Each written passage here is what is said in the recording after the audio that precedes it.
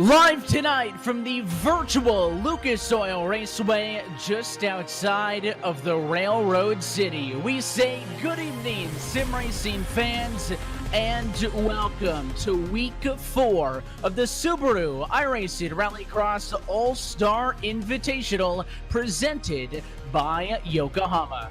Happy to have you along for the ride with us and strapped in to the virtual seat for tonight's American Red Cross iRX of Indianapolis. As always, happy to have you with us at the iRacing Sports Network on this Friday afternoon. We're once more alongside Jonathan Simon. My name is Evan Pisoko. We're along with our producer downstairs, David Amboys. Happy to have you along for tonight's coverage as we continue the American side of this campaign, Johnny, and we head out from a scenic road course with elevation changes back to an oval for one of the more unique tracks compared to the rest of the calendar on the season. Lucas Oil Raceway, formerly Indianapolis, in Indianapolis, I should say, formerly Indianapolis Raceway Park. Now, it's a circuit that hosted around a Red Bull GRC back in 2017. It was the only time it hosted a round of the Global Rallycross Championship, and that was won by a man named Scott Speed, 3-time champion in the series. Other drivers who also competed that day that you will see racing today are the likes of Tanner Faust, Chris Atkinson, Mitchell DeYoung, and Cabot Bigham too. We also have Lights winner Christian Brooks, who won here in the development category, Evan. So it's a track that these drivers are ever so familiar with. It's one of 2 tracks on iRacing, along with Daytona, that is replicated amongst the real thing, along with Hell too. And it's going to be a fun one this evening. You can see the drivers right now in a final practice session, the likes of Pastrana and others getting set to compete as, some of the drivers who are still somewhat new to the simulated world continue to put in that practice and to get things figured out. Chris Atkinson right now inside a portion of the racetrack as he's going to go up and over the hill. But let's talk last week as we headed out west to Sonoma Raceway, and it was a big shakeup in the format. We changed it to inverted grids based on qualifying for both the heat races and the feature races, and despite that, it did not change the fact that that man right there, Mitchell DeYoung, now 3 for 3 and still perfect in the open rounds of this championship. So he is obviously a force to be reckoned with no matter what we throw at him. So that inverted grid format sticks around after all the drivers and the fans didn't seem to enjoy. Yeah, definitely. I'm still trying to get used to him in the VW Beetle. He ran the Subaru on iRacing, and Subaru, of course, a presenter of this series along with Yokohama, and he ran that Subaru on iRacing for at least over a year. He made the switch during the 2018 season, but now back in the VW, and he's looking good so far with 3 race wins to his name. He was joined on the podium with fellow sim racing champions in the simulation world for Rallycross. And here's Connor Daly too, who, Evan, I've been watching the past few weeks, seems to be enjoying himself during this unfortunate global pandemic. At least he's getting his racing fix, though, in Rallycross and IndyCar. Yeah, and it hasn't been just the IndyCar stuff. He's been all over the place on the service, competed in a lot of stuff in his normal NTT IndyCar Series ride, but you can see he's got the U.S. Air Force paint scheme here on board in his rally machine. So I mentioned that the rules from last week in that invert stick around, but there is one change, and it is kind of at a point that we've made sure to point out every week, and that is our Joker procedures are different here at Lucas Oil than it has been for each round of the championship up until this point, and that is that a first lap Joker will not be allowed. So even though it is down past the start finish and very much on lap 1, the kind of point of contention was for some of the others. It was actually before technically lap 1 started for the admins allowed it to happen. Tonight we will not see any first lap jokers, so that's the difference for the opening 3 weeks. Yeah, exactly. And even in the real world, the Joker here was very difficult to take. And you ask a driver such as Steve Arpin, who drove here, and even Scott Speed, who won here, it wasn't the easiest to take. They actually had to hit a little blend line, just as you would in the simulator too. And if you didn't hit it, you would receive a penalty. And so today, we will not allow that on the first lap to avoid some chaos. But this track, just with the design of the first corner, Evan, with everybody just basically, I don't want to say trundling, but screaming down is a better word to say, to that first corner, they're running at over 200 kilometers an hour, and that's because the run from the start all the way down to turn number 1, there isn't a braking zone for about the first 15 seconds of the race, and that always promotes some beautiful action. You can see there at the bottom of the screen, that is your first corner, and the race start is over at the top of the screen, over at turn 3 at the oval. Yeah, and turn 4 on the NASCAR layout here as well. Going to be tough for these drivers because they're going to be doing their best to hold it wide open. They might have to feather it a bit and roll out in 4, depending on if they're going to be sliding the car through that section of the racetrack or not. But I mean, that overhead shot really shows you because it is basically 2 big long straights. This part out here onto the asphalt that is just a 5-turn, 0.79-mile rallycross course here. They're on the banking on the oval here, coming out of 4. This is that high-speed section over 150 miles an hour into the Joker. That's Cabot Bigham who caught it there, and then you take the left-hander. So we've been talking about the Joker as an opportunity to either gain a lot of time, a significant amount, 3-4 seconds, or if it's a longer Joker, in the case of our opening round at iRX, actually lose a bit of time. But here at Lucas Oil, as we were discussing kind of pre-race, the interval isn't quite as big of a swing as it has been in recent weeks. It's only a 1 second Joker delta time. What that means is that the difference between taking the normal route around the racetrack and how much time you will gain through using that Joker shortcut. Now, obviously, if we head to iRX, as we will in a couple of weeks' time for the final round of the series, the Joker is longer in your European versions of the racetrack. And I know Chris Leone is listening, Evan.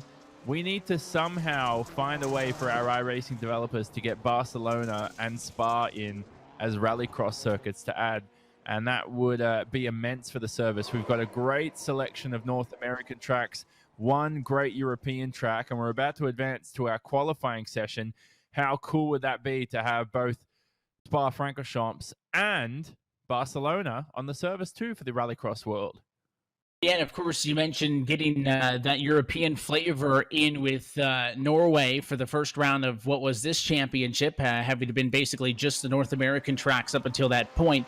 It would be a real cool opportunity to see that schedule continue to get expanded. I think it's one of the funnest series right now on the sim. So we are in the qualifying session of 5 minutes, 3 laps. Your best one is going to set your qualifying time. We're watching the Canadian out of Whistler, British Columbia, Brandon Semeduk. And again, you might think, well, if it's inverted qualifying, so the best time in the queue gets the worst spot in the heat races, that you would not want to get out there and put down a fast lap. But again, at the end of the day, this series is all about charity. $10,000 going to be donated to the charities of choice, split amongst your top 3 finishers in the points. The only thing physically that these drivers can walk away with is the Yokohama pole position award, and that man right there, Mitchell DeYoung, won it for the opening 2 weeks.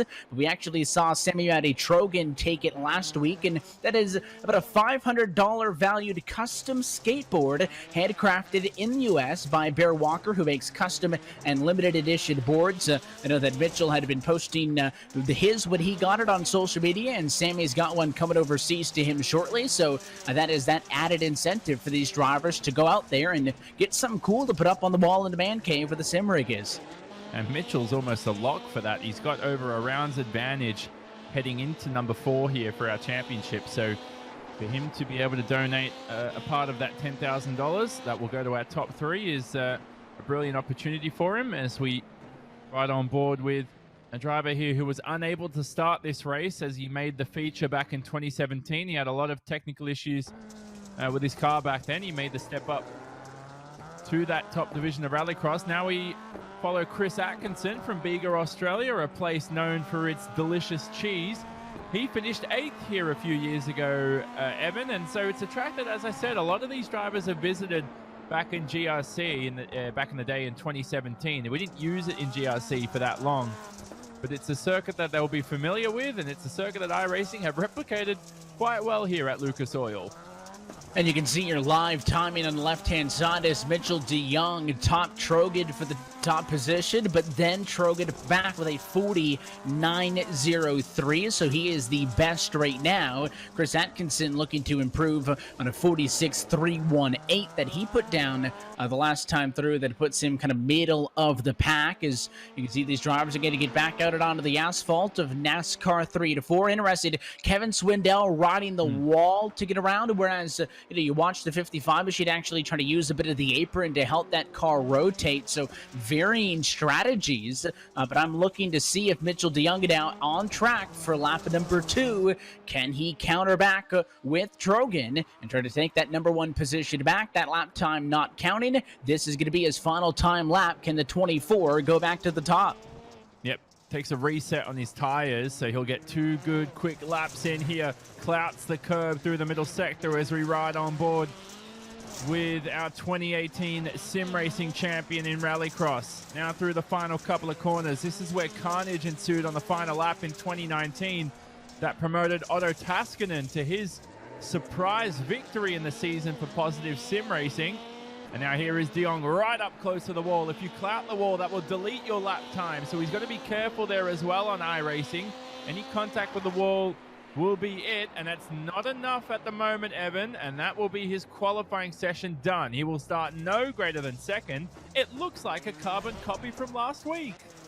He was close. He did improve on his previous best time by not enough of a margin to get all the way to the top of the pile. The likes of Kevin Swindell, the driver out of Tennessee, the 30 Dada machine. There he is, still taking that high side around because again, these things don't like to rotate on the banking in NASCAR 4. So we saw De Jong down on the apron trying to loosen it up and get it to rotate, whereas Swindell was using the outside and he stays P9 in the qualifying session. Now taking a look at Josh Sheehan, who trying to best a 50.3. That was basically a do not count lap. Let's see what he's got. He's in the star car this week for Nitro Circus. Welcome to all those viewers joining us on the Nitro Circus social channels. And he'll set a time that is nowhere near the top. Now, the top 4 this week are exactly the same as we had last week at Sonoma, which is such a brilliant circuit. And it produced some good racing. I think Lucas Oil will produce a little more carnage as the track bottlenecks here as we end qualifying. And it looks like Trogan's going to win that elusive custom skateboard, Evan, by Bear Walker, excuse me. Almost got mixed up with Bears there, Evan. And that will be his second of the series. Yeah, there's not a lot of folks out there with the name Bear to get him confused amongst, but they're all cool names. Yeah, so Trogan for the second week in a row, going to walk away with that custom skateboard as he wins tonight's Yokohama pole position award. There is a look at your qualifying times down through P20, the likes of Smithley and then Ron Capps and Bilko Williams not taking a time in qualifying. Will not be in a position, of course, actually opposite. They'll actually be in a pretty good spot by the time the heat racing rolls around. But the format stays the same now. We'll invert everybody from qualifying, and we're going to go racing for 4 different heat races, 6 laps, 1 joker, the top 2 advancing to the feature. I'm looking forward to this. It's going to be a grid consisting of Josh Sheehan in the star car starting from first as we invert the grid.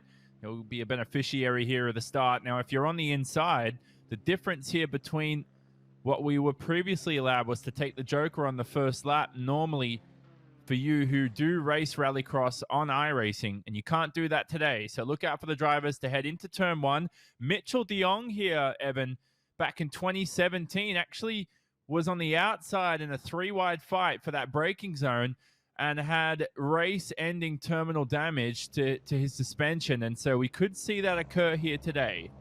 It is very tight quarters racing as we take a look at our starting grid for this one. You see Sammy Batty Trogan going to be at the back as he'll start in position 6. That was courtesy of the best qualifying time. So he'll be joined by Craig Breed rolling from 5th position. And then the 39 machine of Kevin Swindell will start from P4. He'll be joined, then we look up to the 3-wide front row. It is the Heatwave visual sunglasses entry of Tyler Madigan, the number 3 spot, alongside Supercross champion, the number 22 of Chad Reed in his VW, and your pole sitter in this one will be the number 100 of Josh Sheehan if he can get onto the grid for qualifying as they get set to go racing. Again, he was slowest in Q, which puts him at the top for heat race number 1. All drivers active for this one. It'll be 6 drivers, 6 laps, and only the top 2 positions pay to get into the feature race, and no joker on the opening lap for this one. Look for the lights, though, above the starting grid. They'll go red first and then green. We get set to go. It's heat race number 1 in the American Red Cross iRX of Indianapolis. Here we go. On the inside is Sheehan, but an early advantage. It's Chad Reed in front of the chaos as they come off of the oval. And Trogan skyrocketed here on the opening lap in the Williams Esports Chili Blast car. Oh, Josh the 100 Sheehan missed it. Totally. Oh, goodness me. I'm not sure what happened to our Nitro Circus star car, but leading the field away will be Chad Reed. Menon goes off and into the grass as we see Chad Reed fighting for the lead in this one alongside Breen, who almost goes up and over him, takes over in midair. Breen to the lead. Chad Reed now off and into the K-rail, which is the inside wall for pit lane here. He now gets roughed up by Kevin Swindell, who's going to get turned, and he is way wide over to the starting grid. You could see Sheehan in the background there, who was into the tires on the opening lap, and at the completion of one lap now, Breen leading Semi-Matty Trogan, who courtesy of some chaos gets around early, and there's a bit of a shunt. A bit of argy-bargy through turn number 1. That's always bound to happen here at Lucas Oil, and I love that camera shot as they rise onto the jump on the circuit that takes place here in what is usually the pit lane around the oval course of Lucas Oil Raceway, and now through to your best overtaking opportunity into this final hairpin to end the lap. And have a look at this from Craig Breen. Clouts the curb a second time, and he's alongside Trogan for the lead. I think Trogan's nabbed it. And Trogan gets the job done. Breen got too much curb. You can see the left-hand side of that car got up and into the air. And both now positions 1 and 2. Going to snake their way through that joker. Only about a 1-second advantage or so. They are both through cleanly. I don't think the time's going to be the biggest factor. I think executed it cleanly is going to be the main point tonight. But it is Trogan out to the lead after starting from the back of the grid. In heat race number 1, your race leaders working lap at number 3 of 6. And again, because the top 2 pay into the feature, Breen, I think, pretty comfortable sitting in second to a defending iRacing Rallycross champion. I think a pretty good spot after that 42 car started in 5th. Now there's a penalty being handed out to Chad Reed, I think, for punting Kevin Swindell over at the hairpin here at Lucas Oil as we ride on board here with Craig Breen in the 2nd position. And so unfortunately, that's not going to help Chad Reed's chances of making this feature race. Only the top 2 advance to that feature. It looks like it's going to be Trogan and Breen so far, which is quite a common sight. They've made a lot of the feature races this season, Evan, so far, and it looks like they'll be through yet again here with a couple of laps to go. And of course, that time penalty going to be added to the finishing position of Chad Reed post-race in this one. That penalty bumped up from what was a 2-second penalty last week to 5 for this time around. But the view that you're seeing is off of the back end of your race leader way out in front. It's the Subaru of Semi-Matty Trogan, the Williams Esports driver, who took 2 laps to go that time through. He might even have to worry about lap traffic if he can keep this pace up, pull it away well and clear of Craig Breen, who is safely ahead of Kevin Swindell. There will not be an invert for the LCQ, so if Swindell finishes 3rd, he will be given the best starting spot for either LCQ number 1 or 2. The invert's only applying from qualifying over to the heat races, and then from heat race results over to the feature later on. But for Trogan out in front, he's on the white flag. And Swindell 9th in the points coming into this round, number 4 at the American Red Cross iRX of Indianapolis. Great to have American Red Cross on board as they support a lot of patients here during this coronavirus global pandemic. And for Trogan, he never won here in sim racing for Rallycross. He was only a rookie last year, and we competed 1 round at this circuit. It was quite a chaotic one for the Finn. And I've never seen this before, dealing with a bit of lap traffic in Rallycross, but he should be through to the feature with victory for our first heat of the day. Yeah, that's Chad Reed in front who's going to beat him to the line. So Chad Reed's got a whole extra lap to complete. But for Trogan, he takes the checkered flag. And behind him, you see Breen through as well in the 42. So Trogan and Breen, they're moving on. And again, courtesy of a good run in the heat race. Interesting enough, we knew those cars had speed because they started 6-5 in that race. And again, because of the invert, it means that they would have normally been 1-2. They safely make their way on through. Swindell does secure third. You're taking a look at Tyler Meninga, who had a spin on the opening lap of this race. He'll recover for P4. A decent enough starting position, I'd say, going in to the LCQ. Just then, Chad Reed now, who we are waiting on finishing.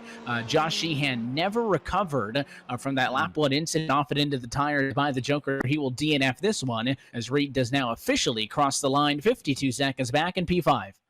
The good news is for Josh Sheehan, he'll have another opportunity through our last chance qualifiers, but it's time for heat number 2, and have a look at this. It'll be Ron Capps starting from pole position in that Napa Autosport car. There he is, the drag racer from California, and he didn't qualify too well, which is the reason why he starts from pole here, Evan, but I'm sure he'll scream away and react to the lights quite quickly. And it's been fun seeing some of the new faces join the series, and you can see Tim Stevens making his debut. He'll start from second in this one. He'll be joined alongside by the number 29 machine of James Hinchcliffe, the Canadian who drives in the NTT IndyCar Series. Taking a look back at the set of 2 that will make up row 2, Brandon Semenuk going to be rolling from position 4, along with the number 3 of Travis Pacoy in the number 5 spot. And your runner-up in single car qualifying at the back, Mitchell DeYoung, untouched. Not just in features, Johnny, but in heats as well. He'll be starting from the back. And the good news for him is he'll have the inside line here at the start, which seemed to support Sammy Matty Trogan in the last race. If you start around the outside, it's a little difficult, and that's what DeYoung faced here in the real world as he was punted off into the wall in 2017. And here we go for the second heat of the day. 6 laps of action, 1 joker available to the drivers. They cannot take it on the first lap. And we go green for the second heat. Already a bit of contact down the back of the pack. That was DeYoung making contact with one of the Subarus of Semenuk. Yeah, and he got sideways, but was able to save it. Here we go now, officially underway for lap number 1. No opening lap jokers, so it is going to be a big barrel down into turn 1. A lot of contact as Semenuk's out of control again. Now it's Ron Capps in the Napa Auto Parts machine. He's off track, trying to get back on now. He'll go all the way to the back, and James Hinchcliffe now as an iRacing Rallycross world champion on his bumper. You're on board with DeYoung. Oh, and they touch! Hinchcliffe is into the fence. He recovers. Out now, Pacoy clears out DeYoung. He's into the outside wall, and it is madness at Lucas Oil. He's going to drive outside the racetrack in a second, Travis Pacoy. He's got to be careful. Here's DeYoung heading to the Joker. I see a penalty for that for sure. I think DeYoung misjudged it, you know. This isn't to degrade James Hinchcliffe, but DeYoung's the best in the world in rallycross and iRacing, and so when you're that quick, it's very tough to judge a slower driver in front of you, as James Hinchcliffe did nothing wrong heading into the hairpin, but that was just total carnage there. I couldn't believe it. Is Pacoy still on the racetrack, or is he in the stands right now with the crowds? I'm unsure. He was still up on the fence, so I think he's gone over to the pit lane and he's watching this one and taking notes. The LCQ, yeah, it's the third road course, not the one that we're running here right now. Yeah, he got hung up in 3, and through all of the chaos, no surprise, Mitchell DeYoung is out in front. However, he has been penalized 5 seconds. You're on board with Semenuk in the number 2 spot. His disadvantage was currently 1.6. So for Mitchell DeYoung, his big concern, I think, is Tim Stevens right now. The car in P3, if he can finish 5 seconds ahead of Stevens, then that penalty will still allow him to finish second in this race, I think. I don't think Semenuk is going to fall off by 5 seconds, but who knows? Mitchell is really, really fast in these cars, but either way, DeYoung needs to be at least 5 seconds ahead of no lower than P3 if he wants to advance, because 5 seconds is going to be added to his total race time due to the penalty. Well, Tim Stevens from CNET was excited and nervous as he tweeted before this event about entering Rallycross with all this all-star talent. And hilariously, behind the scenes, the drivers are asking Mitchell de Jong to receive a larger penalty than 5 seconds for that. Parker Kligerman asking for a 55-second penalty. They know that de Jong could be unstoppable here. He's won every round, and they're trying to use every trick in the book here for the stewards of Aaron Bean and Matt Kalish behind the scenes to give him a larger penalty. Yeah, Parker suggesting 55-second penalty instead of the 5. 55 minutes. And also, Scott Speed, Parker Kligerman, and Alexander Rossi all laughing about that one, because for the drivers who in heat race number 2, they are still in the sim, and just like everybody at home watching right now are spectating this race and having some fun maybe at the expense of their buddies. But we saw the cars up front at least completing that joker off of the get-go. De Jong did it on lap number 2, so again, that's also taken care of for him. He should be okay, and his advantage may be so high over Semenuk that he may still win this thing. Yeah, I think he'll be okay. This is like what you saw with Ferrari Formula 1 in 2010. You can find Ferrari all you want, but they've got enough money to pay off any rules they break. I mean, that's why they're so successful, They try to really reach the limit of the rules. They're one of the most successful teams in Formula 1. They've got that competitive spirit. And de Jong's doing the same here today, punting off Hinchcliffe, but he will break the 5-second barrier for sure. It's going to be awfully close, though. I'll tell you what, though, Evan, it's 5.5 now, but if he butchers this final corner, I'm not sure if he'll make it. Yeah, it was sitting right on the cusp at 4.9 at the completion of that lap, but it looks like his final trip through the oval turn 4 is going to be good. And Mitchell de Jong from the back to the front, just as he did 1 week ago. He is out in front and wins heat race number 2. That'll put him towards the back, but in to the feature. His margin of victory officially, or unofficially, I guess I should say, is 6.055 seconds over Semenuk. However, due to the 5-second time penalty, it'll bring in the gap just a bit. It is still enough to win heat race 2. So de Jong and Semenuk moving on with Stevens, Caps, Hinchcliffe, and Pecoy. Second race in a row, Johnny, that a car did not finish the opening lap of this race. They are headed to either of the LCQs. Yeah, exactly, Evan. So they'll have a second chance for this race, and the results are updated there. Did anything change, though? I still see Hinch in 5th, but Ron Caps is in the 4th position now. So there you see with the penalty, de Jong only 1 second away from finishing 2nd. And to be honest with you, Evan, it might have been better, because doesn't 2nd mean a better grid position for the feature? Yeah, they'll be better off in the LCQs based on finishing position here. So, yeah, they'll actually kind of work in reverse there for those drivers. 3rd going to be the best. 6th, obviously, the worst for positioning in the LCQ. Let's take a look, though, at your starting grid for heat race number 3. 3-1 on the front row, going to be headed by the number 22. That is Blake Bilko Williams. He'll bring us to the green flag alongside a bit of NASCAR talent. Let's see if they can pick up some time at the oval. Ryan Truex, the number 40 car. He'll start in the inside in number 2, and it'll be the 77 Valvoline Ford to Parker Kligerman, P5. And then Scott Speed will round out the field here for heat number 3. 3-time Rallycross champion in this Red Bull GRC series many, many years ago. Cabot Bigham also raced here back in the day in 2017. But for the rest of these drivers, it's a new circuit to face. And it's up to Blake Williams from pole to scream across here at the start. The pole sitter hasn't had a good getaway each time round, Evan. So look out for Williams as he begins this race, because to be honest with you, if I'm Scott Speed, I'll be trying to basically barge my way up the inside to gain good grid position. Here we go. In each heat race so far, the best qualifier and the P6 starter has won it.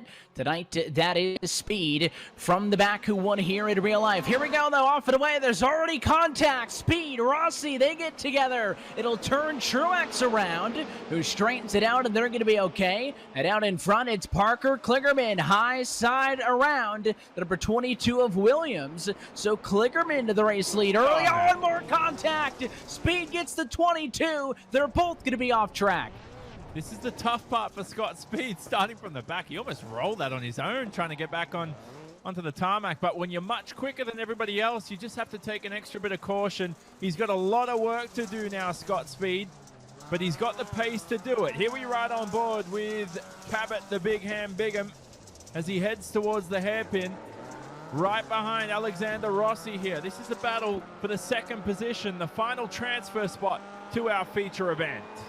And talk about what a duo fighting. Of course, Bigham here behind the 2016 Indianapolis 500 champion in Rossi. Bigham a 2016 GRC Lights champion, and either of them opting to go for the Joker advantage that time. A lot of times, of course, drivers going to use that to separate themselves from traffic. And Klickerman has been one of the drivers who has really been putting in time here. Made a feature race in week number 2, got a P3, a podium. Was real happy about that one, and he is not that far up the road from those two battling. You can see him now rejoining the asphalt is behind. Bigham swung it way out. Rossi's into the fence, so those couple of mistakes may help out the 77. Yeah, potentially. You mentioned Kligerman looking good for the transfer spot. 6th in the championship coming into this round. And to the Joker goes Cabot Bigham. Great way to get rid of it. Because remember, he just needs a transfer spot. It's not about finishing first in this heat. He's putting the pressure on here on Alexander Rossi, who recently raced in the Supercars E-Series during the week. That was quite chaotic. It was at Montreal and Watkins Glen virtually. And now he takes his talents to the dirt world. And here they are to the hairpin with a few laps to go here. I think Bigham's got him. I think he's just playing around with Rossi for the moment. He's just got to find a way around him. And as soon as Rossi takes to the Joker, expect Cabot to pounce. And of course, that Joker going to be an advantage for Rossi. Not huge, though, so the pressure is on the 27, knowing that if he has any sort of an error, that Bigham's going to be right there behind him in the Dirtfish 02 entry to kind of pounce on that. So Alexander Rossi just needs to be clean. Do you sacrifice a little bit of speed for that finesse? Of course, you can't back up too much, with that car only being about 3 lengths off of your bumper. And again, if they fight for P2, it'll be great news for Klickerman, who is enjoying the clean air up in front. There's a look to the inside, and he's going to move him out of the way. Bigham with a bit of contact moved Rossi. P2, Rossi may take the Joker here. I think he's pulled away enough that it's not going to matter. Let's see. Rossi did the Joker lap, trying to make up time. Can he get to the bottom? Oh, and he takes him out. He cleaned him out. Now Bigham pays it back, and while they too busy fighting for second and third, it's Ryan Truex who snakes through and takes it. He's still on his roof, Rossi, I think, after that. Goodness me. Well, I think we all saw that one coming. Bigham moved him out of the way. Rossi didn't appreciate it. Came right back through on the inside and absolutely cleaned him out. That's what, an eye for an eye right there? Someone help him get back on the right way up. I really hope he was in a motion rig, but he's not. Here's Parker Kligerman, our leader. Is he going to help him? No, he's there. He is still stricken on the racetrack. By the way, ladies and gentlemen, it is the final lap of the race, and like Evan Pasoko just called, Kligerman and Truex will be through to the feature. Here's Cabot Bigham in third. I'm not sure if he'll be laughing or if he's actually quite mad after that, but Rossi was black flagged for that for 5 seconds. I'm not sure if the 5 seconds will make a difference. Yeah, I don't think it's going to matter when that car is not completing this race. Either way, the both cars, Bigham and Rossi, penalized 5 seconds for avoidable contact, so it's going to be a little bit of insult to injury. And Parker Kligerman, who stays away from the drama, is going to win heat race number 3 and punch his ticket into the feature. And I was more so concerned as you see Truex take the line for P2.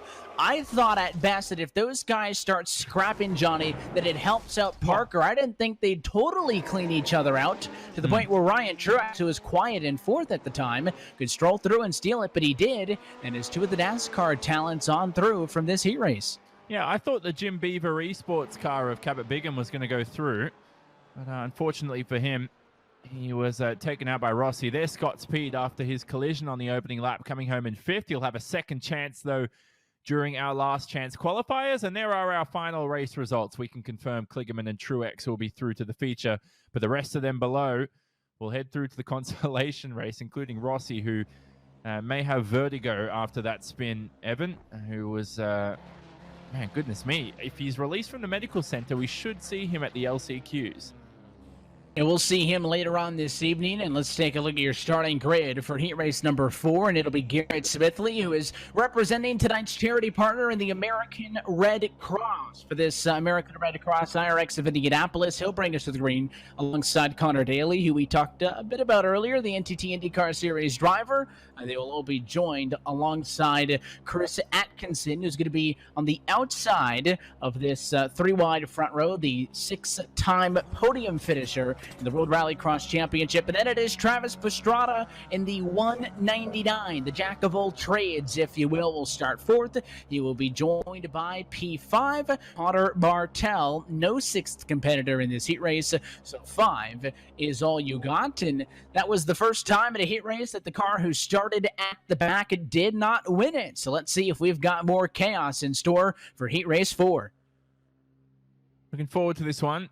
Pastrana's looked good in Rallycross. Martel was 4th quickest in qualifying, which is why he'll start down the order. And look out for Chris Atkinson, who also raced here in the real world. Here we go for the final heat of the day. Look for the green light at the top as the drivers get set to go from a standing start. I saw Martel practicing those launches in the practice session, and he's off and away, but he's going to be way on the outside as Pastrana gets Daly. Connor Daly around at the back of the pack. Up front, less chaos. It is still Garrett Smithley trying to block as Atkinson look to the bottom. Does to make the move. First corner contact. It's Martel. He got hit by Pastrana. Now Atkinson spins on his own. And it is the inconsistencies in the first half of the racetrack hurting those drivers, while Garrett Smithley stayed clean and maintains P1. Tough corner to manage here. It's the toughest in Rallycross that creates the most carnage. And for 36-year-old Travis Pastrana, I think he had 2 moments of contact that race stewards will investigate for sure. I think they should let go of the first one, but the second one almost turned around Connor Martel here at the start. Martel, though, in second. Now you're allowed to take the Joker. You're not allowed to take it on the first lap. Now, Pastrana thought about it. I was watching on a separate camera. We see a spin as well down the mid-pack. And that was Chris Atkinson who has pulled it down into the pits. He's had a couple of those self-spins, and that one was on the front stretch. He actually clipped the barrels going into the Joker. That's what I meant when I was talking about getting clean through it, is a quick kind of left-right, and if that back end stick it out and gets into the barrels at all, it can spin you around. So Atkinson's not going to be done. Ensures that there is at least one driver in each heat race tonight that does not make it to the scheduled distance of 6 laps. But due to the chaos up front, it is Smithley and Martel 1-2. Smithley gonna dive to the bottom for the Joker lap. Clean on through, but conservative. And look out, here comes Martel, who actually passes him the long way around. Now, I'm looking at 3 different cameras here offside. Pastrana spun in the Joker lane, and he's only just got it around now. That's Martel leading from Smithley. And when we saw Chris Atkinson spin around, Pastrana had another moment into the wall. This is the most chaotic heat, and we've got the fewest drivers out there. I think they've got to settle down here. There's still 4 laps to go. Luckily for Martel, I think he should be through to the feature. I don't see anything going wrong for him, but it's up to Smithley to defend this position from Daly, and Daly's through to the Joker.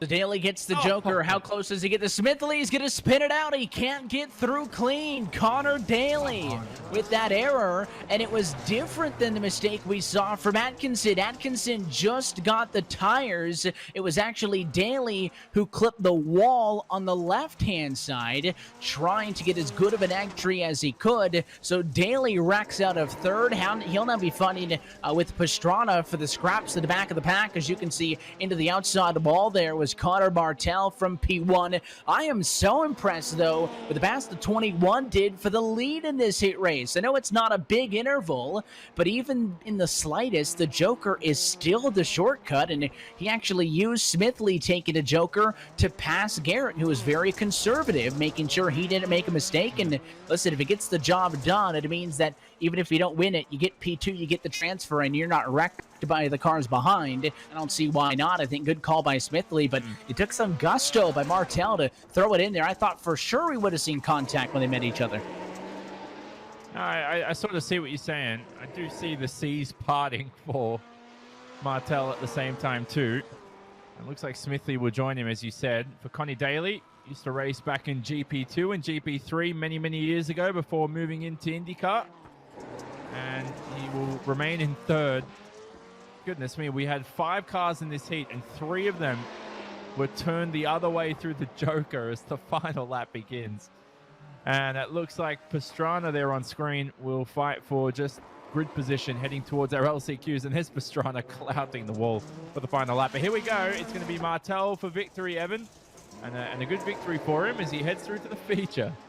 Started back at P5, but the big thing was not only limiting the mistakes, but he pushed that race car. He was fast, and it'd be Connor Martel in front.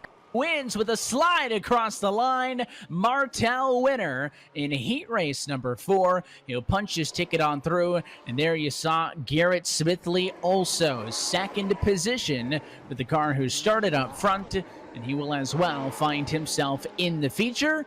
That's 8 drivers now, courtesy of 2 apiece from our 4 heat races that have advanced on through.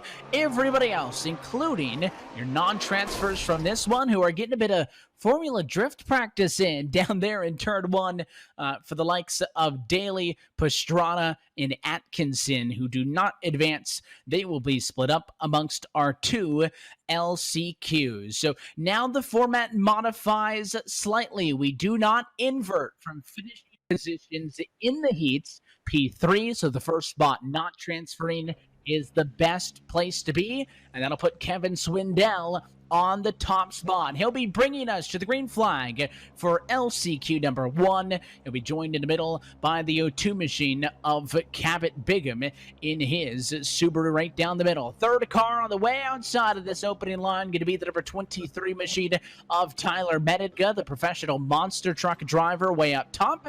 And then row 2 going to be headed, Johnny, by the 22 of Bilko Williams. Then it'll be Aussie Chad Reed starting behind them with 37-year-old Scott Speed in the Nitro Rallycross car. And then rounding out the field will be Josh Sheehan in the Nitro Circus Star car. Now, he didn't fare too well last time, did he, Evan? And starting from the back here, let's hope he has a little bit of a better run. But it's going to be a chaotic run with 7 cars to manage into turn number 1 here at Lucas Oil Raceway. We'll see if that trend of having at least 1 DNF in all of the heat races continues in these LCQs, and that slightly big or slightly burst starting grid, I think it'd play a factor as well. We've seen chaos at all the starts, and race control has given the thumbs up. Look for the light to go from red to green. We're off and away for LCQ number 1. It is Swindell, though, clean on the bottom. The 39 of VW through the first set of quarters. He's getting pounded by Cabot Bigham behind as Menon goes into the ball, and it'll spin Pastrana. No, Scott Speed. Sorry, Evan. So Scott Speed's turned around. Oh, and he's pulled it. So that's Scott Speed's day done here. Oh, we got a flip. 22. The 22 of Chad Reed flipping around there as well. No, excuse me. That's is it too many cars. There was Sheehan in the back. And Williams. We got like 3 cars jacked up on 2 tires. Yeah, no, excuse me. Sorry, Williams is listed as 222 on our screen, so that confused me for a second. So it is Williams turned around, and now we have the leader. So let's look at the field. It's Bigham from Swindell, from Meninga, from Reed, from Sheehan in the star car, who's kept it clean. He's at least run a couple of laps here, and now you're able to take the Joker. Looks like Meninga's gone for it. Yes, so John going to do it from P3. That keeps him ahead of... Oh, and he's into the fence, though. On board with Tyler as he got into the barrels. He was just way too strong through the Joker, and that's one way to straighten it out. Reverse, pop it back into gear, and he's back rolling. Maybe a bit at the expense of Chad Reed. Both those drivers with issues off of the start, and they're kind of backing into the chaos of it all in the pack. But at least for up front, Bigham and Swindell separating themselves now from the front of the field, but it is no longer the 1-2 punch that matters. You have to win your LCQ if you want to go feature racing. Kevin Swindell is disadvantaged doubled that last lap by far and large. Cabot Bigham the best on track right now.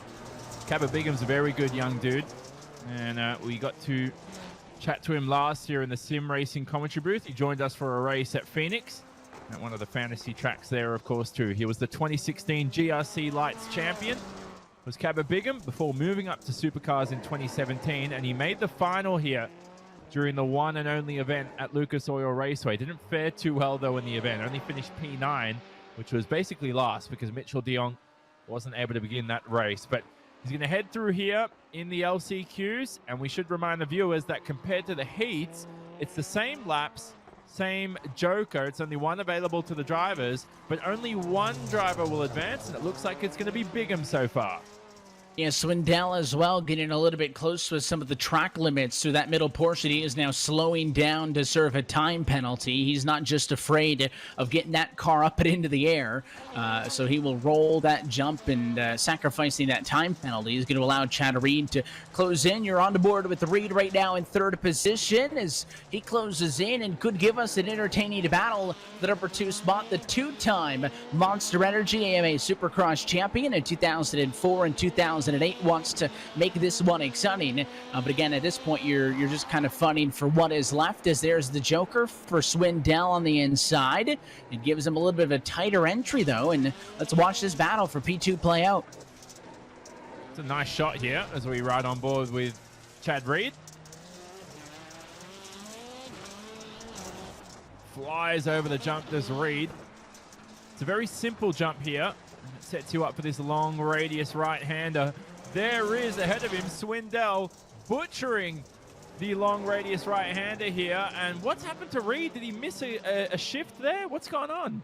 Well, Chad Reed was better on that inside for the dirt portion, but he just did not get the car to rotate. It looked like he locked up the front tires, trying to make that turn back and up onto the banking. So he'll go for his Joker lap this time by, and of course, taking advantage of a mistake by Swindell, only to be countered by a mistake of his own. Leaves that battle for second and third the same way around as it was at the start-finish last time through. But out in front, it is the Big Ham and Captain Bigham, who had to start on the front row, survived the chaos, and most importantly, he kept it clean. He'll blitz the rest of the field by more than 10 seconds, and Bigham wins LCQ number 1, and that'll give him a mighty pristine starting spot for the feature.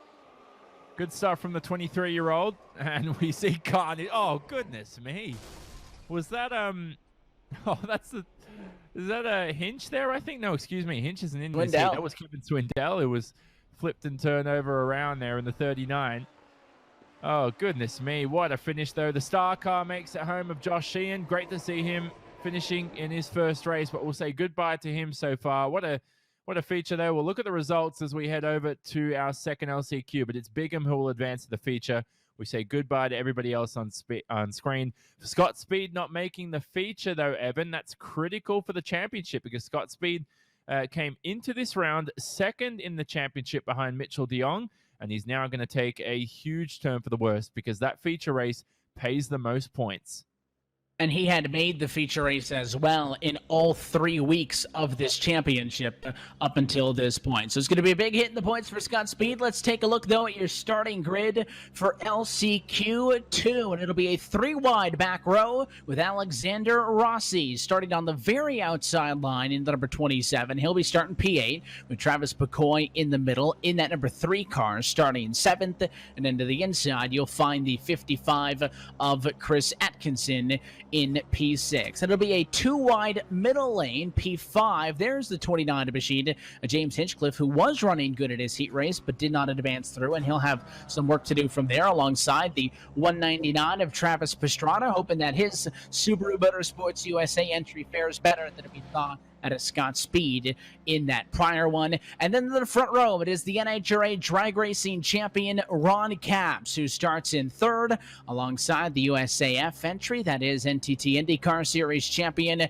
or driver, I should say, Connor Daly, alongside the drag racing champ. I know he wants to fight for a championship if they can get on track this year. And then the new name to the championship for this week, the 64 of Tim Stevens, the editor-in-chief for Roadshow, and as well the editor-at-large at CNET. One of the new faces. Happy to see some new blood. I know he said he was nervous, and he's got a really good opportunity here to fight for a spot in the feature, Johnny. But as we look for the lights, he's got a lot of pros looking to get around him.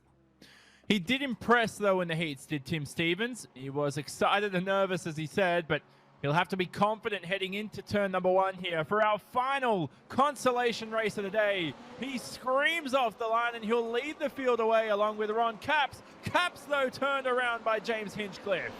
Yeah, they're wrecking behind as well, is way out of shape. We saw towards the back now, 3 wide for a second. It's Daly. He hangs on, but one car embedded in the trusty. Now more cars wrecking. Daly up against the wall. He and Hinchcliffe got together. Pastrana struggling from behind. Chris Atkinson out of this race with the destroyed race car on the front straightaway, and it is Stevens leading the car in P2 of Alexander Rossi down. Now more contact as Capps again slaps the barrier. And I'm not sure if James Hinchcliffe is on the racetrack, so he's in last place at the moment, and I think he's out of this one, unfortunately. He's actually in the crowd, by the way, behind the scenes, is James Hinchcliffe. I'm not joking. Here's the battle for the lead, though, continuing. You can take the Joker this time round, and that is Alex Rossi in the Andretti Rallycross car now. This is going to bottleneck into turn 1. Yeah, I thought he was going to lose. Travis McCoy got to the outside, but Rossi squeezed him a little bit. I think that's going to be okay. They will let that one go. So Rossi maintains that number 2 spot now. Of course, Stevens up front still needing, I believe, to take that one and only Joker from the top spot as he hangs it out a little bit wide that time. Let's see Rossi challenge. Here, look at McCoy now, though. He'll get around the inside. McCoy goes to P2. He wants to go all the way to the front now, trying to work the bottom. On the end, Tim Stevens side by side for the lead, and McCoy goes Joker. Rossi going to go up the inside of Stevens, and through all of that, it's Alexander Rossi in front. Cracking battle between these three. Rossi from McCoy, from Stevens, who's driving ever so well. They say he's a journalist. Well, he might have to take up a career in at least sim racing. He's looking good so far. And brilliant racing now by Rossi to remain ahead of McCoy. It was a great decision by McCoy to take the Joker there as he was stranded on the inside. He's got to be careful, though, hitting those anti-cut strips that have replaced bollards on the iRacing Rallycross service. They're just much more safer for the drivers. And down through turn number 1 yet another time as Rossi defends. There aren't many overtaking spots around here. He might have to get it done at the hairpin, McCoy, but at the moment, he's just not close enough to Rossi ahead. And that does seem to be the best place to make passes tonight, is when you leave this infield section through this long, sweeping dirt corner, and then you got to regroup the car right here, lock it up and onto the brakes to make that in and hook that corner. Look at McCoy as well. Oh, they're going to make contact. He gets into Rossi, but Rossi hangs on. McCoy, of course, nervous. He does not want a time penalty, because a 5-second penalty would all but take him out of the chance to advance to the feature. So he yielded to Rossi to maintain. That was 2 laps to go. Again on the inside, more contact. Oh, and McCoy's going to go off. He's going to receive a time penalty for that, though. He has to clear it. You can see him braking at the moment. I'm not sure if he's cleared it already. It looks like he has. And over the jump there, what you could do is just dab the brake over the jump. That will get the nose planted to the ground quicker, just like you would in the real world as you manage the forces of the car. They both make a mockery of the final couple of corners and begin another lap. But it looks like so far Rossi will be our only driver to advance through to the feature if he can keep it in P number 1 here for the final lap. Well, McCoy made a mistake. We'll see if Rossi can maintain up front his advantage. 0.8 of a second that last time through. Let's go on board with McCoy as he tries to chase him down to made up distance, but again, caught the tires.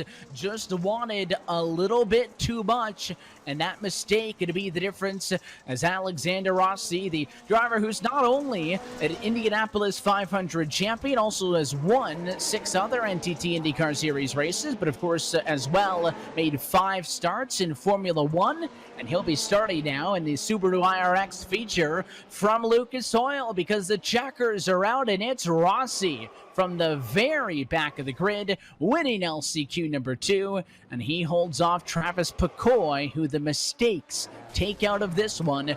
McCoy P2 not advancing. That man, though, is busy on the last lap. Travis Pastrana with a pass on Tim Stevens for 3rd, dropping Stevens down to to P4 with Caps, Daly, Hinchcliffe, and Atkinson, your top 6. All the rest, aside from that top spot, being sent home. And Rossi makes his 3rd feature race of the season. He only missed the round at Daytona for round number 2, so he's no stranger to that final. But we say goodbye to everybody else below him, including Travis Pastrana, who's been ever so quick around here. No Tanner Faust here today. Tanner Faust finished 2nd here back in the day when they visited Lucas Oil in GRC for 2017. But tell you what, Evan, it's going to be a cracking finale with 10 drivers and 10 laps of action. And it is big names in that 10-lap feature race, so we'll take a quick opportunity to step aside, and when we come back, we're going to go on the lights for the feature race of round 4 of the Subaru iRacing Rallycross All-Star Invitational, presented by Yokohama. The main event of tonight's American Red Cross iRX of Indianapolis is next on the iRacing Esports Network.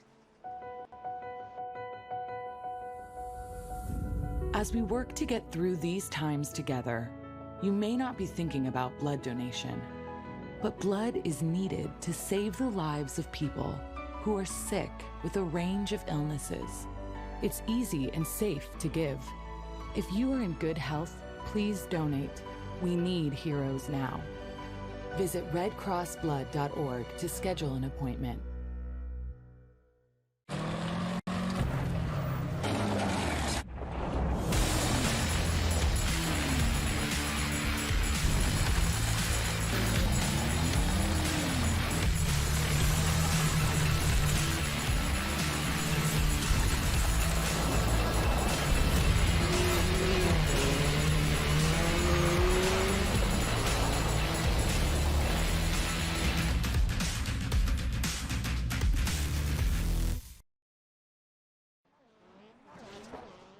Back live from the virtual Lucas Oil Raceway at Brownsburg, Indiana, where the 4th round of this Subaru iRacing Rallycross All-Star Invitational, presented by Yokohama, is continuing with tonight's American Red Cross iRX of Indy. As always, every round of this All-Star Invitational is in support of a charity, and just as it was last week at Sonoma, tonight is in support and awareness of the American Red Cross, where on any given week or month, they are, of course, putting in a lot of time to save lives in our community, but especially in this current global pandemic situation, they need your help more than ever. If you are healthy, willing, and able, you can still go and donate blood. Again, blood has a very short shelf life, so now, of course, important more than ever with hospitals having more patients than on average, and as well, working with the US FDA, they're also looking for people, if you have suffered and recovered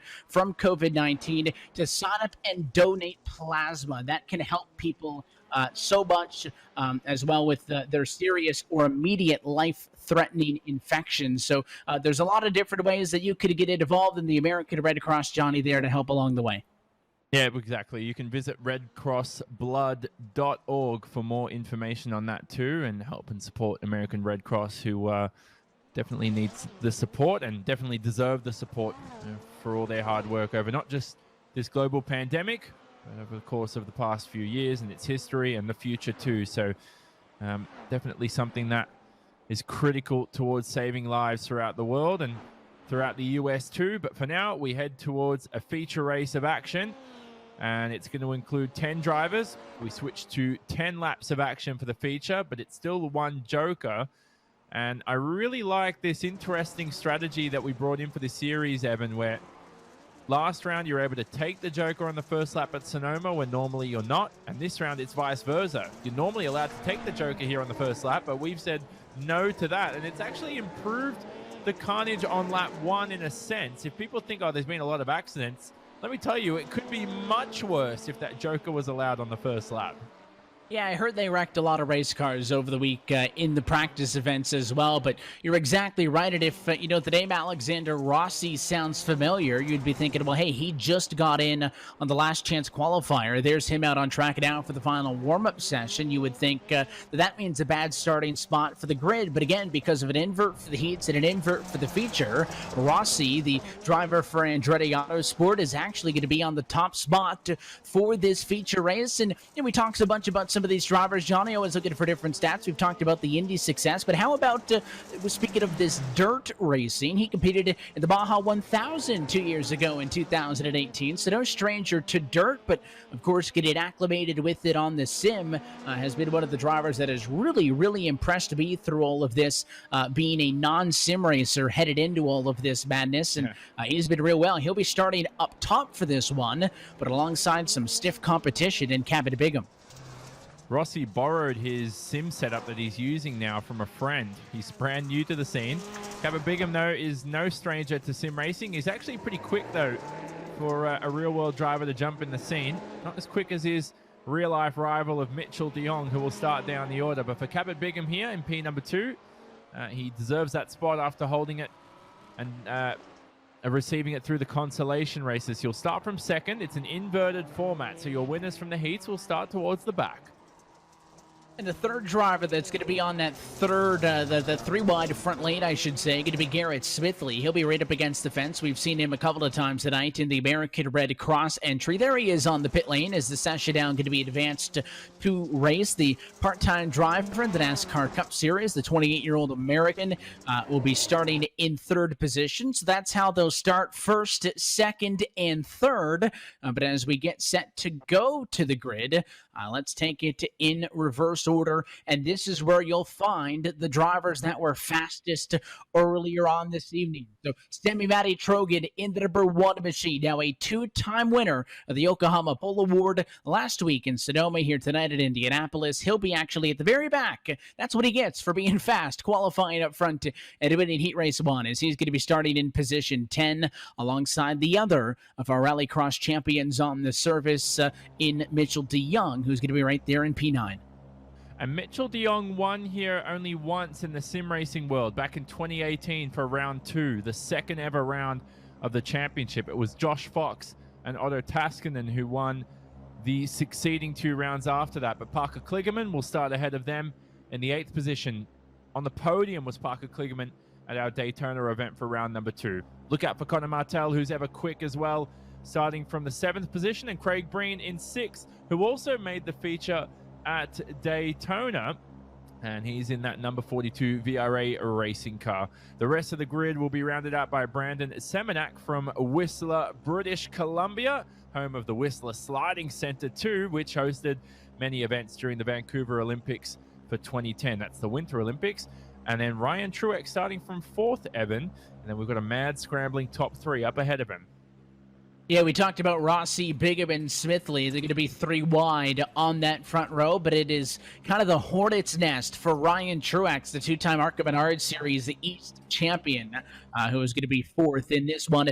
Biggest grid, as always, for the feature race. We've seen 6 through the heats. We saw 7 at the LCQs, but now it is showtime. 10 drivers, 10 laps, 1 joker, and 1 winner of tonight's American Red Cross iRX of Indianapolis. Race control gives the thumbs up. We look for the lights as Alexander Rossi from the front row is going to bring us to it as they get set for this 10-lap feature. Let's go racing at Indianapolis. We're off and away. You're 4 wide behind. Truex is squirrely, and coming out in front is Garrett Smithley. Screaming getaway by Semi-Matty Trogan in the Williams Esports car. He's up in the 5th, searching for 4th, but so far Smithley leads as they go 3 wide into turn number 1.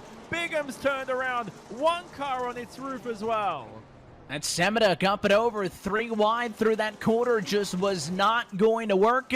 We barely make 1 wide in that section of the racetrack fit, so Semenak went for a tumble. He serves a time penalty for getting off track, and up front we pick up the battle for the race lead. You can expect the fast cars to come from behind, but it is Smithley trailed by Rossi. They are fast for the front grid, but look at the speed by Sammy Matty Trogan, the one car. A little bit of a slide job there across the nose of the 27 Rossi. After starting in P10, it only took Trogan less than a lap to get up to second, and he's already hot on the heels of Garrett Smithley.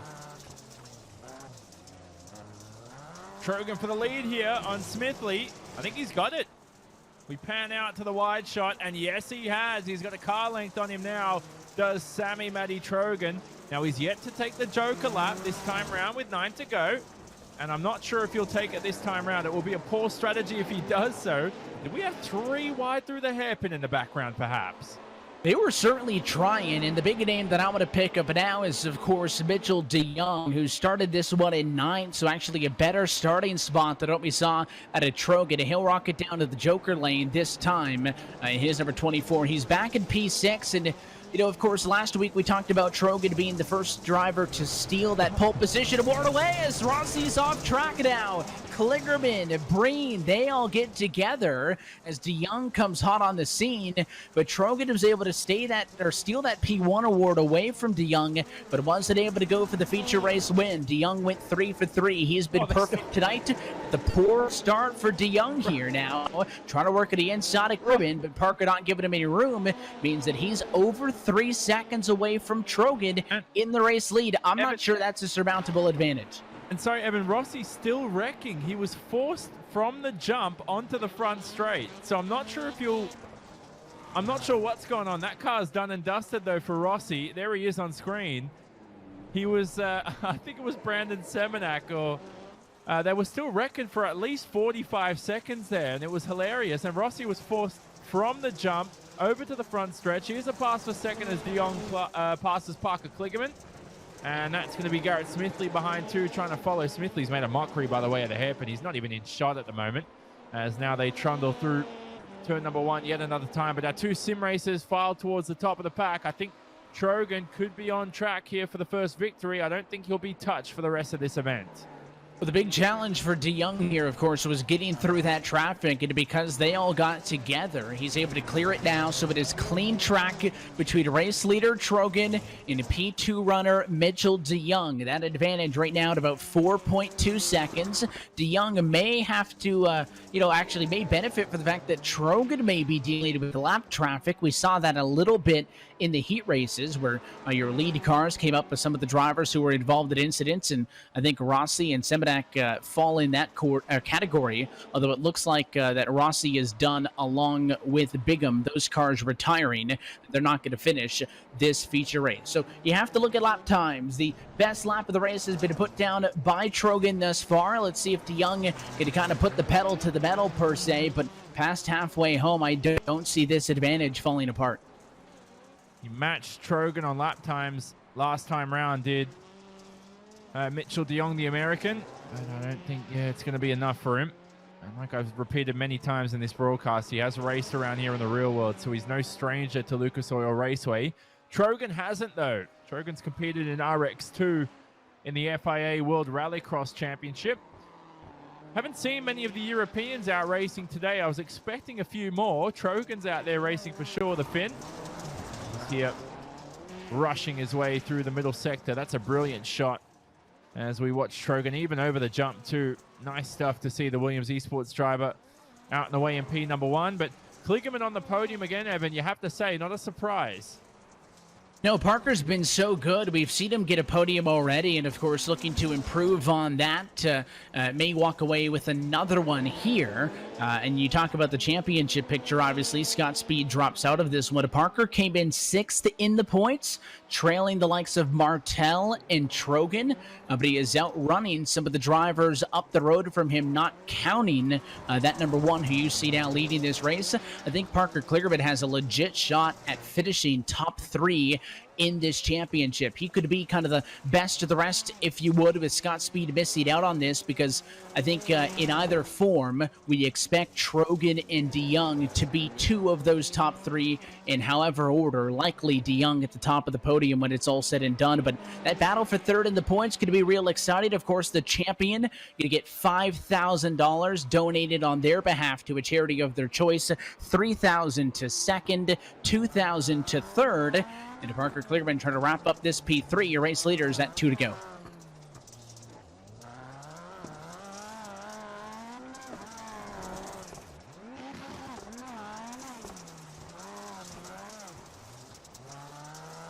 Nice start from the young Finn. Became the youngest, or the second youngest winner behind Garrett Lowe in the iRacing Rallycross World Championship. And he's going to receive the white flag to begin his final lap in that Williams Esports car. That is the Williams Formula One team. That's their esports subsidiary, for those that may not know. And he's driven very well here. It was all about the start for Trogan. He made the outside line work. DeYoung got caught up in too much traffic on the inside, so grid position was critical towards this event. As DeYoung is catching him towards the end on pace, but it's just too little too late for Sammy Matty Trogan. And he'll receive 40 points for victory. It's 30 for second, 25 for third.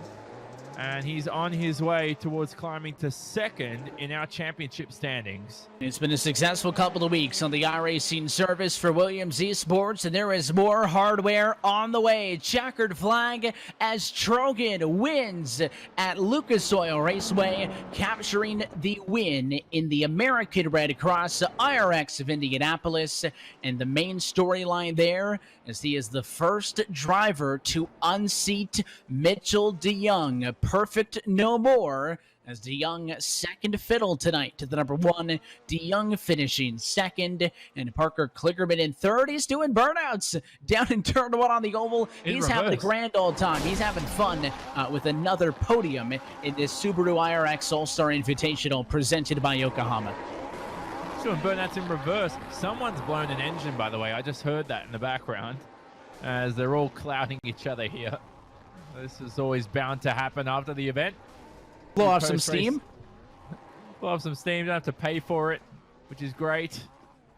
And for Kligerman, get to speak to him post-race for sure. Don't forget, post-race interviews coming up with your top three. Here are your final race results for the day, though, Evan. And it was a brilliant event by Sammy Matty Trogan. A very well-deserved victory by our 2019 sim racing champion, and a driver who was more than experienced racing these in the real world, competing in RX2 in the FIA World Rallycross Championship. And a big thing I note, of course, big points paid out to those 10 drivers there. Of course, 40 for the win to Trogan is the names not there. Scott Speed, Christian Brooks were second and third in the championship coming into this evening, neither in that feature race. So that is big ups to the likes of Trogan, who will probably rocket to second. And again, Kligerman, I think, edged out Martel. Those two are going to be in a real close fight for third and fourth in the points as we get set to head off to Atlanta next week for round number 5. But we'll take one more quick opportunity to step aside, pay for the program, and then when we come back, we'll be talking with your top finishers. But for the first time in this Subaru iRacing Rallycross All-Star Invitational, it is Sammy Matty Trogan, a feature race winner. We'll talk with him next when we get back to the virtual Lucas Oil Raceway.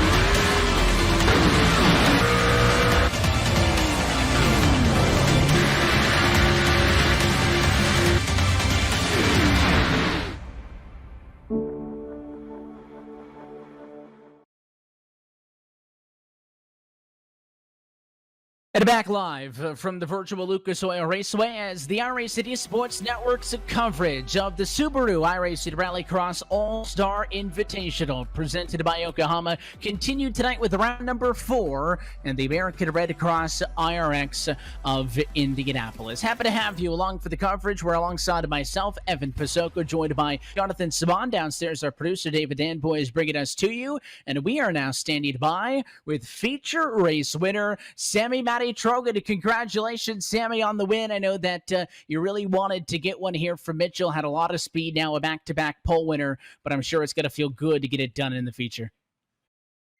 Yeah, it was overall good race for me. Managed to get pole again, and speed was okay, and yeah, feeder race was good. I was actually P2 or P3 after first lap already, so yeah, it was good. Yeah, that first lap was obviously big because both you and Mitchell started on the very back row for the start. He opted to try to go to the outside and found himself in a bit of chaos, and you were able to kind of snake your way down through. Just talk us about fighting from the back and maybe what you were able to do in those opening laps that caught Mitchell out.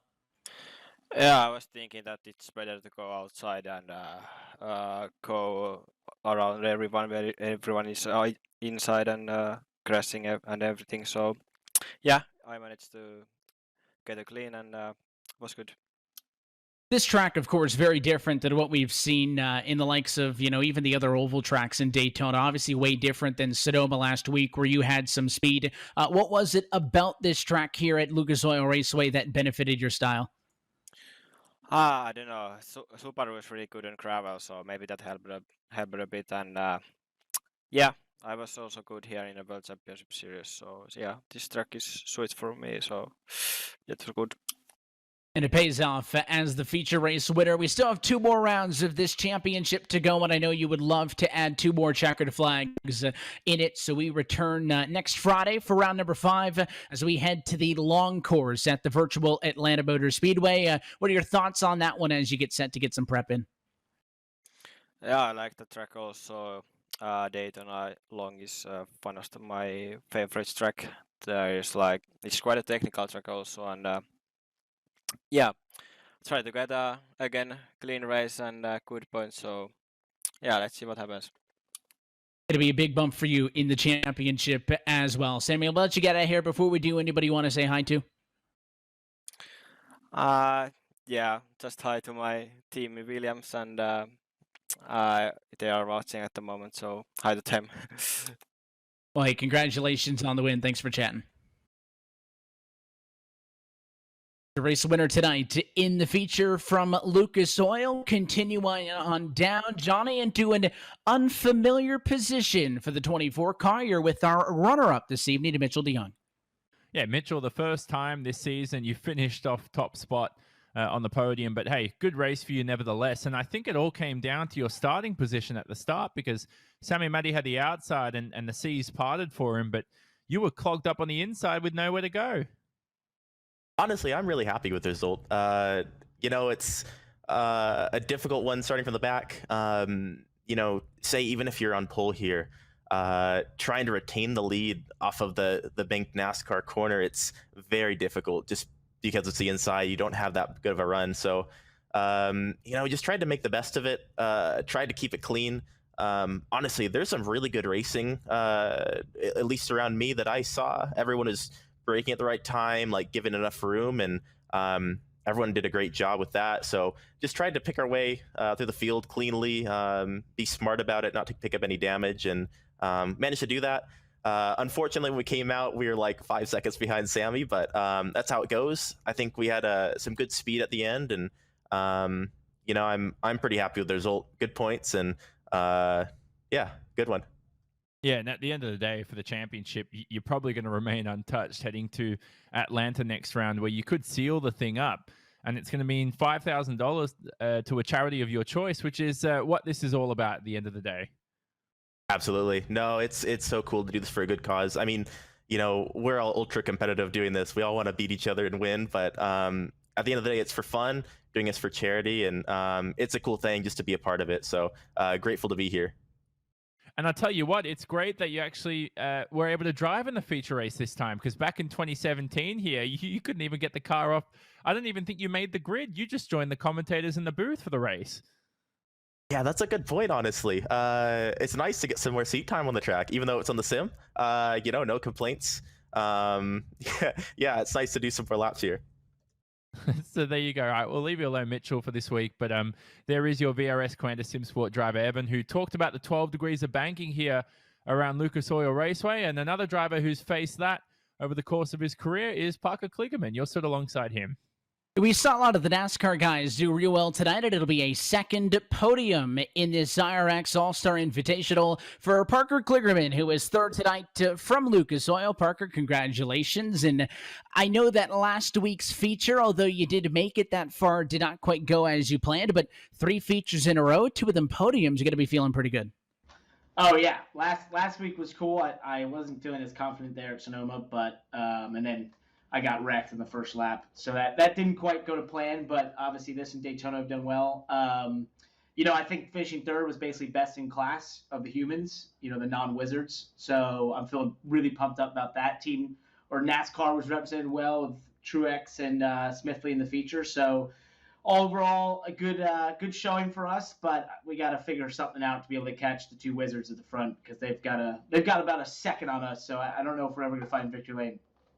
Yeah, Ryan was calling you guys Team NASCARs when you guys got through in that heat race a little bit earlier on. Obviously, this is a very different racetrack than what we saw at Daytona, and kind of sticking with that oval theme, of course, using the pit lane here to kind of go around reverse. But it was a shorter track, only 5 turns, and a really tricky joker lap. What was it maybe about this one? You'd mentioned not as comfortable in Sonoma, that kind of more fit your style in these cars.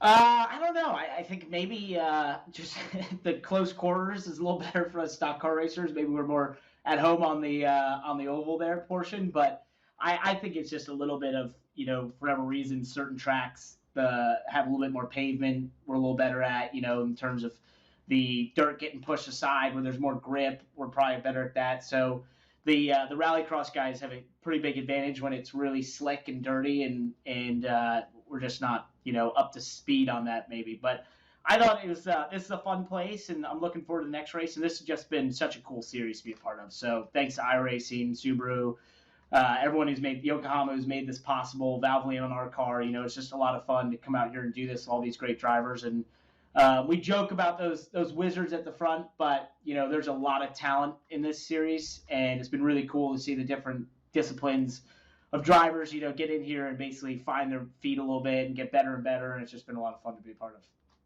You mentioned the wizards up front, the aliens, as some might call them, and that was a point of conversation we had coming to the end of the feature. Is we expect that in some shape or form that it's going to be Sammy, Matty, and Mitchell at, in one way, 2 of those top 3 spots on the podium. But P3 seems to have opened up, of course, an opportunity maybe to get $2,000 to your charity of choice, because Scott Speed and Christian Brooks not in our feature, and with you outrunning Connor Martel, you've got a real legitimate shot with 2 weeks to go to get a podium in the points. Atlanta next week, then back out to Norway for the finale. What's the next couple of weeks going to be like, trying to balance, and of course, having fun with this, but obviously a real opportunity to do some good here.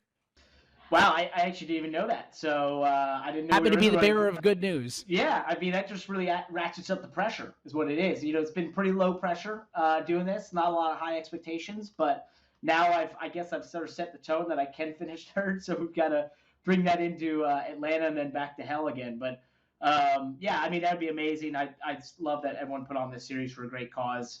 It's been cool to see the sim racing esports communities rise up through this tough time and find ways to, with the spotlight on them, give back. So that's really cool, and hopefully we get that chance to give back to the charity of our choice. But overall, it's just been a lot of fun, and I look forward to now having that pressure on me and having to perform, because I'm already nervous. You just basically ruined my week. But I'm happy to add the pressure. Yeah, we're always the bearer of good news one way or another. But I appreciate you, though, chatting again. Congratulations on a P3 in this one, and I will be expecting to chat again next Friday. Awesome. Look forward to it, Evan. Thank you, guys.